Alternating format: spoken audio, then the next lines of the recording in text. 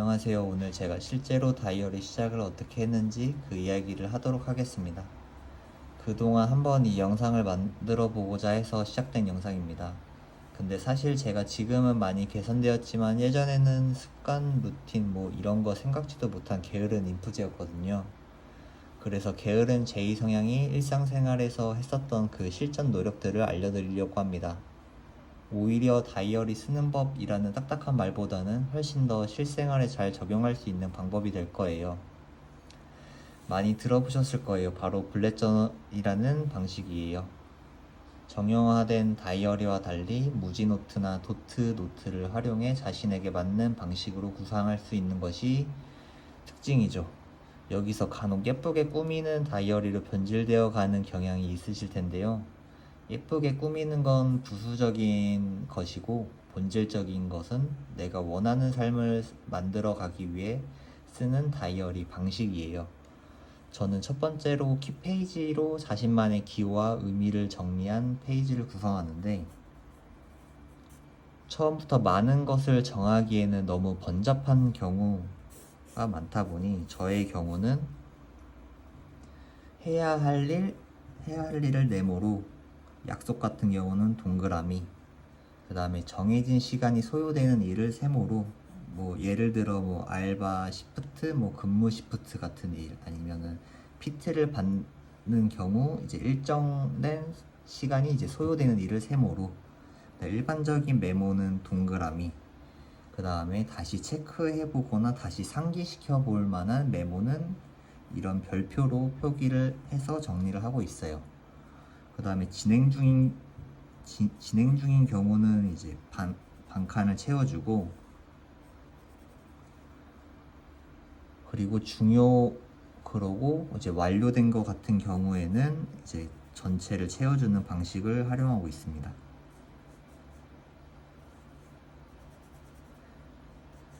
그 다음에 취소가 된 일정 같은 경우는 이제 X자 표기를 해주고, 그 다음에 뭐 다음으로 연기가 되는 경우는 이런 화살표를 추가해서 다음으로 연기되었다라는 것을 표기를 해주고 있어요. 그리고 이제 중요도나 이제 긴급도 같은 경우에는 이제 이런 별표를 추가를 해주는 방식을 활용하고 있고, 그 다음에 우선순위가 더 있는 거는 이제 뭐 느낌표를 이제 추가로 더 만들어주는 방식을 활용하고 있습니다. 그러니까 예를 들어서 저의 경우는 이제 해야 할 일을 뭐 이런 식으로 이제 뭐 작성을 해주게 되는데, 뭐 예를 들어 쿠팡 물건 사기, 뭐 쓰레기 버리기,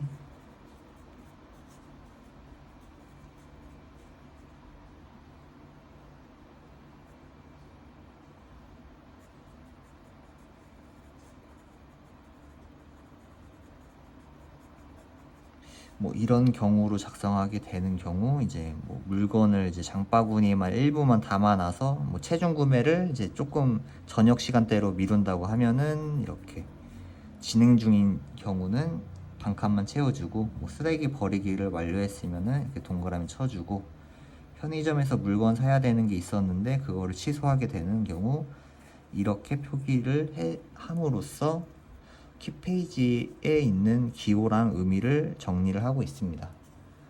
두 번째 같은 경우에는 퓨처 로그에 해당이 되는데요. 퓨처 로그 구성을 해주고,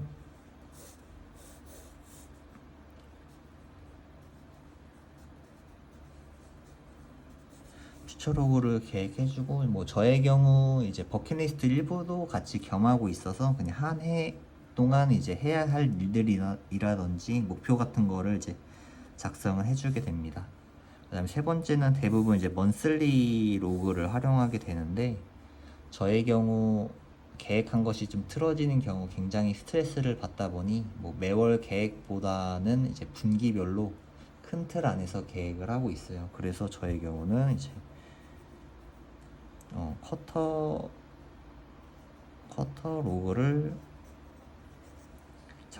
구성해 가지고 사용하고 있고, 네 번째 같은 경우에는 이제 위클리랑 매주랑 이제 데일리 매일매일 쓰는 걸로 계획을 해주고 있고, 저의 경우 이제 한 페이지가 있으면은 여기서 한 주 동안 끝내야 될 목록들을 나열을 한 다음에 이거 그다음에 데일리로 파트를 나눠 가지고 구성을 하면서 쓰고 있어요. 그리고 일기나 이제 독서 목록, 독서 카드, 영화 감상 후기 등 이제 개인적인 생각을 정리하는 것은 이제 일종의 컬렉션 파트로 추가로 계획하면 좋은데, 그래야 이제 나만의 다이어리라는 것을 간직할 수가 있다 보니 저의 경우는 이제 캘리그래피를 쓸 인용구를 모아두거나 아니면 캘리그래피 작품 활동을 하기 위한 아이디어를 이제 적는 것으로 이제 구상을 해가지고 다이어리가 있으면은 맨 뒷페이지부터 앞쪽으로 나아가는 방식으로 활용을 하고 있어요. 그러니까 이렇게 큰 구성으로만 키페이지 기호를 따라 하시게 된다면 다이어리를 처음 쓰시는 분들도 이제 바로 시작하는 습관을 만들 수 있을 정도로 굉장히 단순하게 만들어 놨어요. 그리고 정보에 대한 양이 많아질수록 선택에 대한 고민이 많아지는 건 다들 경험해 보셨을 거예요. 그래서 알려드린 내용으로만 키페이지 구성해주고 연간 아니면 매월 아니면 분기별로, 그다음에 이제 매주 해야 할 일들, 그다음에 이제 나만의 이제 개인적인 컬렉션 공간 정도만 구성을 해주시면은 다이어리를 쓰기 시작하시면서 추후에 이제 점차 구성을 바꾸시는 게 더 만족스러운 다이어리를 쓰는 삶을 사시게 될 거예요. 다음 영상은 이제 실질적으로 이제 게으른 인프제가 다이어리를 어떻게 쓰고 있는지에 대해서, 실제로 어떻게 쓰고 있는지 한번 보여드릴 수 있는 영상이 될 거예요. 그래서 다이어리를 어떻게 쓰고 이제 어떤 다이어리를 쓰고 있는지 실질적으로 알고 싶으시면 고정 댓글 확인해 주세요. 감사합니다.